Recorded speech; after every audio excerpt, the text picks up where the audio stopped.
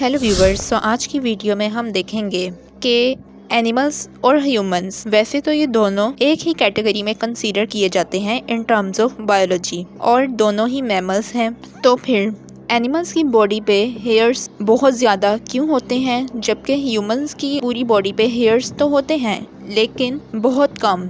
तो हेयर की अमाउंट में इतना ज़्यादा डिफरेंस, इसकी रीज़न क्या है? और क्या ह्यूमंस हमेशा से ही इतने कम हेयर्स रखते थे या फिर इनके हेयर्स भी पहले मैमल्स की तरह ही होते थे?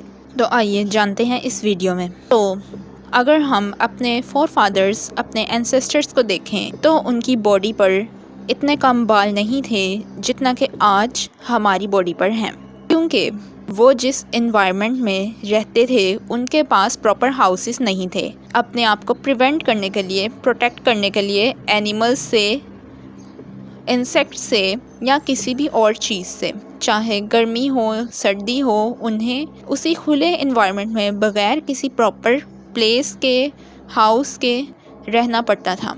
और दूसरा ये कि उनके पास इतनी अवेयरनेस नहीं थी कि वो अपने बॉडी को क्लॉथ्स से कवर कर सकते हैं। क्लॉथ्स के ना होने की वजह से उन्हें दरख्तों की शाखों और पत्तों का इस्तेमाल करके अपनी बॉडी को कवर करना पड़ता था और उनकी बॉडी प्रॉपरली कवर्ड नहीं होती थी। इस वजह से उनकी बॉडी का डायरेक्ट एक्सपोजर होता था एनवायरनमेंट के साथ, जिसकी वजह से उनकी बॉडी पर हेयर्स ज़्यादा थे ताकि उनकी बॉडी को प्रिवेंट कर सकें ईदर फ्रॉम अदर एनिमल्स या फिर वेदर की हार्श कंडीशन से, फॉर एग्जांपल हॉट और कोल्ड, या फिर सन रेज से। तो जैसा कि हमें पता है कि सर्दियों में कपड़ों के बगैर इंसान का गुजारा नहीं हो सकता, तो हमारे एंसेस्टर्स जो कि कपड़ों का इस्तेमाल ही नहीं करते थे, वो किस तरह से उस दौर में एग्जिस्ट करते थे। हालांकि अगर देखा जाए, वेदर का कंपैरिजन किया जाए, तो पहले विंटर का ड्यूरेशन बहुत ज़्यादा होता था एज़ कम्पेयर टू नाउ।